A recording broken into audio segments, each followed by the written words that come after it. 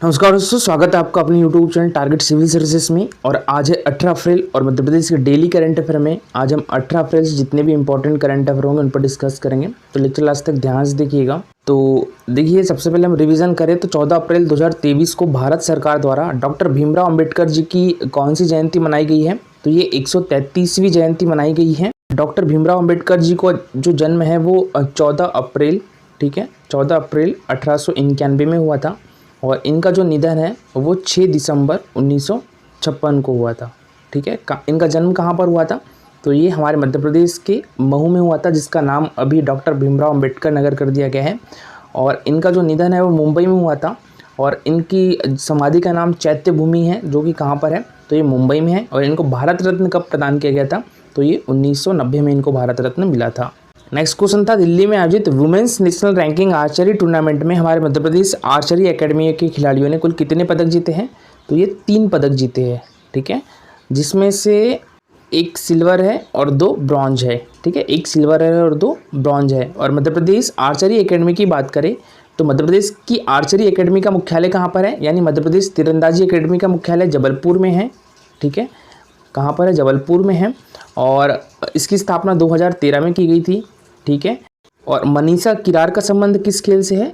तो मनीषा किरार का संबंध है तीरंदाजी से।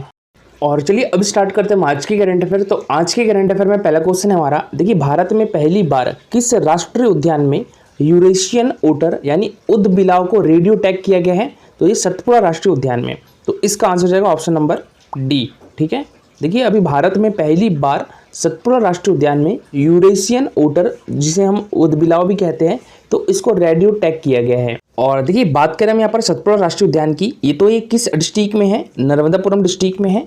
इसकी स्थापना कब की गई थी? ये 1981 में इसकी स्थापना की गई थी। इसे प्रोजेक्ट टाइगर में 1999 में शामिल किया गया था।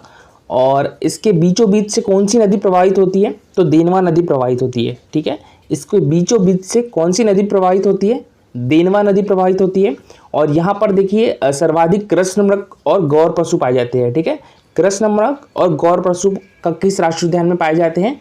तो ये सतपुड़ा राष्ट्रीय उद्यान में पाए जाते हैं। और देखिए, हमारे मध्य प्रदेश का पहला राष्ट्रीय उद्यान कौन सा था? तो ये कान्हा किसली राष्ट्रीय उद्यान था। ठीक है, पहला राष्ट्रीय उद्यान कौन सा है हमारे मध्य प्रदेश का? कान्हा राष्ट्रीय उद्यान है। किस डिस्ट्रिक्ट में है? तो ये मंडला और बालाघाट दोनों डिस्ट्रिक्ट में है। ठीक है, इसकी स्थापना कब की गई थी? ये 1955 में इसकी स्थापना की गई थी। और इसे प्रोजेक्ट टाइगर में जो है वो कब शामिल किया गया था? तो ये 1974 में इसे प्रोजेक्ट टाइगर में शामिल किया गया था। और प्रोजेक्ट टाइगर में शामिल होने वाला ये हमारे मध्य प्रदेश का पहला राष्ट्रीय उद्यान भी है। और देखिए, यहाँ से 3 नदियाँ प्रवाहित होती, कौन कौन सी? एक तो बंजर, एक हॉलो और एक सुरपन। ठीक है, तो यहाँ से 3 नदियाँ प्रवाहित होती है, बंजर, हॉलो और सुरपन। और जो ब्रेडरी प्रजाति का बारहसिंगा है वो इसी राष्ट्रीय उद्यान में पाया जाता है। ठीक है, और देखिए, भारत का एकमात्र राष्ट्रीय उद्यान जिसने अपना शुभंकर यानी मैस्कॉट जारी किया था 2017 में, तो ये इसी राष्ट्रीय उद्यान में जारी किया गया था। और शुभंकर का नाम क्या था? भूर सिंह द बारहसिंगा। ठीक है, भूर सिंह द बारहसिंगा। और इसको डिजाइन रोहन चक्रवर्ती ने किया था। बात करें यहाँ पर माधव राष्ट्रीय उद्यान की, तो ये हमारे मध्य प्रदेश के शिवपुर डिस्ट्रिक्ट में स्थित है। ठीक है, और इसकी स्थापना कब की गई थी? 1958 में इसकी स्थापना की गई थी। 1958 में इसकी स्थापना की गई थी। इसके बीचों बीच से कौन सी नदी प्रवाहित होती है? तो इसके बीचों बीच से मनिहार नदी प्रवाहित होती है। ठीक है, इसके बीचों बीच से मनिहार नदी प्रवाहित होती है। और देखिए, यह राष्ट्रीय उद्यान जो है वो किस हाईवे पर है? तो 46 NH46 पर है। ठीक है, नेशनल हाईवे NH46 पर है। कौन सा राष्ट्रीय उद्यान है? माधव राष्ट्रीय उद्यान है। और यहाँ पर देखिए, साक्य सागर झील भी है। माधव राष्ट्रीय उद्यान में ही साक्य सागर झील है, जिसे 2023 में जो है हमारे मध्य प्रदेश की दूसरी रामसर साइट घोषित किया गया था। हमारे मध्य प्रदेश में कितनी रामसर साइट है? तो 4 रामसर साइट है। ठीक है, और हमारे देश में 80 रामसर साइट है। और देखिए, माधव राष्ट्रीय उद्यान में सर्वाधिक तेंदुआ पाया जाता है। ठीक है, तो सर्वाधिक तेंदुआ कहाँ पर पाया जाता है? ये माधव राष्ट्रीय उद्यान में पाया जाता है। माधव राष्ट्रीय उद्यान जो है वो प्रोजेक्ट टाइगर में शामिल नहीं है। ठीक है, याद रखिएगा, हमारे मध्य प्रदेश के कितने राष्ट्रीय उद्यान प्रोजेक्ट टाइगर में शामिल है? तो ये 7 राष्ट्रीय उद्यान जो है वो प्रोजेक्ट टाइगर में शामिल है। और 7वां टाइगर रिजर्व कौन सा है हमारे मध्य प्रदेश का? तो ये वीरांगना दुर्गावती टाइगर रिजर्व है। और देखिए, बात करें यहाँ पर बांधवगढ़ राष्ट्रीय उद्यान की, तो बांधवगढ़ राष्ट्रीय उद्यान हमारे मध्य प्रदेश के किस डिस्ट्रिक्ट में है? उमरिया डिस्ट्रिक्ट में है। इसे राष्ट्रीय उद्यान कब घोषित किया गया था? तो ये 1968 में इसे राष्ट्रीय उद्यान घोषित किया गया था। और इसे प्रोजेक्ट टाइगर में कब शामिल किया गया था? ये 1993 में इसे प्रोजेक्ट टाइगर में शामिल किया गया था। ठीक है। और इसके बीचों बीच से कौन सी नदी प्रवाहित होती है? तो चरण गंगा जो है इसके बीचों बीच से प्रवाहित होती है। कौन सी नदी? चरण गंगा नदी। और 72 पहाड़ियों से घिरा राष्ट्रीय उद्यान भी कौन सा है? तो ये बांधवगढ़ राष्ट्रीय उद्यान ही है, ठीक है। और देखिए भगवान विष्णु की लेटी हुई प्रतिमा भी कहाँ पर है? तो ये बांधवगढ़ राष्ट्रीय उद्यान में है। और सर्वाधिक मात्रा में बांस की जो प्रजातियां है वो किस राष्ट्रीय उद्यान में पाई जाती है? तो ये बांधवगढ़ राष्ट्रीय उद्यान में ही पाई जाती है, ठीक है। तो देखिए भारत में पहली बार मध्य प्रदेश के नर्मदापुरम जिले में सतपुड़ा टाइगर रिजर्व में एक यूरेशियन ओटर यानी उदबिलाव को रेडियो टैग किया गया है। और भारत में आमतौर पर उदबिलाव की 3 प्रजातियां पाई जाती है। कौन कौन सी? एक तो स्मूथ कोडेड ओटर, एशियन स्मॉल क्लाउड ओटर और यूरेशियन ओटर। और स्मूथ कोडेड ओटर के अलावा वर्ष 2016 तक मध्य भारत में शेष 2 उदबिलाव प्रजातियों की उपस्थिति का कोई भी साक्ष्य नहीं था, जब यूरेशियन ओटर को पहली बार सतपुड़ा राष्ट्रीय उद्यान में कैमरे में कैद किया गया था, जो हमारे मध्य भारत में उदबिलाव प्रजातियों के निवास स्थान के विस्तार को दर्शाता है। इस कमी को पूरा करने के लिए मध्य प्रदेश वन विभाग द्वारा वन्य जीव संरक्षण ट्रस्ट साझेदारी में वर्ष 2019 में सतपुड़ा में एक परियोजना शुरू की गई थी। और इसका उद्देश्य जो है वो एस्टर फाउंडेशन और अल्काइल एमाइंस फाउंडेशन के समर्थन से यूरेशियन उदबिलाव की पारिस्थितिक का अन्वेषण करना तथा वन्य नदी पारिस्थितिकी तंत्र का पता लगाना है। और वन्य जीव संरक्षण ट्रस्ट मुंबई स्थित एक भारतीय गैर लाभकारी संगठन है, जिसे वर्ष 2002 में पंजीकृत किया गया था। और देखिए हमारे देश में उदबिलाव की 3 प्रजातियां पाई जाती है, जिसमें से एक स्मूथ कोडेड ओटर है। यह उदबिलाव की एक प्रजाति है। इसका वैज्ञानिक नाम क्या है? टुट्रोगेल परस्पिसिलिटा।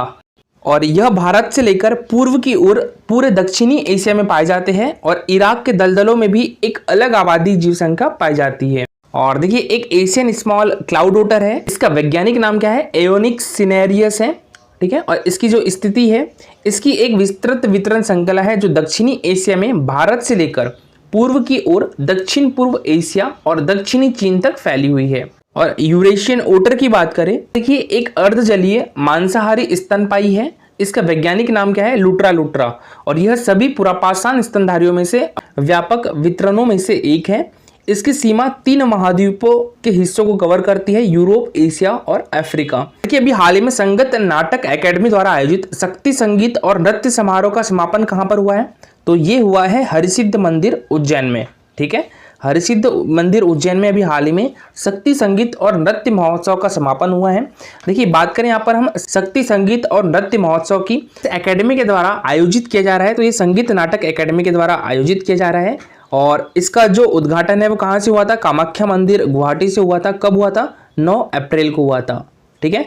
और 17 अप्रैल को इसका समापन हुआ है। कहाँ से? हरिसिद्ध मंदिर उज्जैन से हुआ है। क्वेश्चन है हमारा, देखिए हाल ही में FIU इंडिया के निदेशक के रूप में किसे 6 महीने का विस्तार दिया गया है? तो ये विवेक अग्रवाल को। तो इसका आंसर हो जाएगा ऑप्शन नंबर ए, ठीक है। और ये है विवेक अग्रवाल। ये 1994 बैच के IAS अधिकारी है, MP कैडर के। और इन्हीं को अभी हाल ही में FIU यानी फाइनेंशियल इंटेलिजेंस यूनिट इंडिया का निदेशक नियुक्त किया गया है। 6 महीने का विस्तार दिया गया है इनको। और मकरंद देवस्कर जी की बात करें तो ये अभी BSF में IG नियुक्त किए गए हैं, ठीक है। IG बनाए गए हैं। ये पहले हमारे मध्य प्रदेश में इंदौर के पुलिस कमिश्नर भी रह चुके हैं और भोपाल के भी पुलिस कमिश्नर रह चुके हैं, ठीक है। तो इनको अभी IG बनाया गया है BSF में, मकरंद देवस्कर को। अनुपम राजन जी की बात करें तो ये अभी हमारे मध्य प्रदेश के मुख्य निर्वाचन अधिकारी है, ठीक है, अनुपम राजन। और हमारे मध्य प्रदेश के मुख्य चुनाव आयुक्त कौन है? बसंत प्रताप सिंह हैं। और अनुपम राजन हमारे मध्य प्रदेश के मुख्य निर्वाचन अधिकारी हैं। वीरा राणा की बात करें तो हमारे मध्य प्रदेश की अभी हाल ही में मुख्य सचिव कौन है? तो ये वीरा राणा है और ये दूसरी महिला मुख्य सचिव है। बात करें फाइनेंशियल इंटेलिजेंस यूनिट की तो इसकी स्थापना कब हुई थी? ये 18 नवंबर 2004 में इसकी स्थापना हुई थी। और इसका हेडक्वार्टर न्यू दिल्ली में है, ठीक है। और देखिए मिनिस्टर रिस्पॉन्सिबल कौन है? तो ये मिनिस्टर ऑफ फाइनेंस रिस्पॉन्सिबल है। अभी कौन है मिनिस्टर ऑफ फाइनेंस? तो ये है निर्मला सीतारमन, ठीक है। इसके निदेशक कौन है? विवेक अग्रवाल जी है। और देखिए पुरस्कार में देखिए हम तो राष्ट्रीय कुमार गंधर्व सम्मान की बात करें, ठीक है, राष्ट्रीय कुमार गंधर्व सम्मान की बात करें तो इसकी स्थापना जो है वो 1992 में की गई थी, और इसमें पुरस्कार राशि 2,51,000 रुपए दी जाती है। और ये मध्य प्रदेश शासन द्वारा संगीत के क्षेत्र में, ठीक है, संगीत के क्षेत्र में राष्ट्रीय स्तर की उत्कृष्ट युवा प्रतिभा को सम्मानित और प्रोत्साहित करने के लिए यह सम्मान दिया जाता है। किसके द्वारा? मध्य प्रदेश सरकार के द्वारा दिया जाता है। इसकी स्थापना 1992 में हुई थी। इसमें पुरस्कार राशि 2,51,000 रुपए दी जाती है। और किस क्षेत्र में दिया जाता है? तो संगीत के क्षेत्र में दिया जाता है। 2021 का राष्ट्रीय कुमार गंधर्व सम्मान किसे मिला था? सुश्री रुक्मणी विजय कुमार को मिला था। ये हैदराबाद से है। कल का हमारा क्वेश्चन था, निम्नलिखित में से मध्य प्रदेश के किस शहर में जवाहरलाल नेहरू कृषि विश्वविद्यालय स्थित है? ये जो क्वेश्चन है कब पूछा गया था? अभी हाल ही में जो कराधान सहायक परीक्षा हुई थी 2024 में ये क्वेश्चन पूछा गया था। निम्नलिखित में से मध्य प्रदेश के किस शहर में जवाहरलाल नेहरू कृषि विश्वविद्यालय स्थित है? तो देखिए, जे फॉर जवाहरलाल नेहरू कृषि विश्वविद्यालय, जे फॉर जबलपुर, जबलपुर से याद रखिएगा जवाहरलाल नेहरू कृषि विश्वविद्यालय। देखिए, हमारे मध्य प्रदेश में 2 कृषि विश्वविद्यालय है, ठीक है, एक तो जबलपुर में है और एक कहाँ पर है? एक ग्वालियर में है।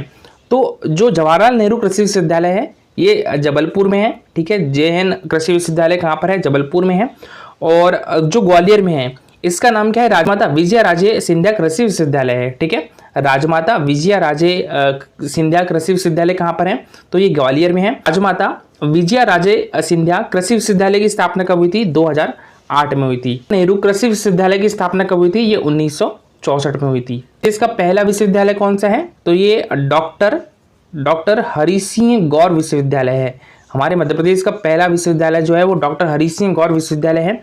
इसकी स्थापना 1946 में की गई थी और इसके पहला जो नाम है वो सागर विश्वविद्यालय हुआ करता था।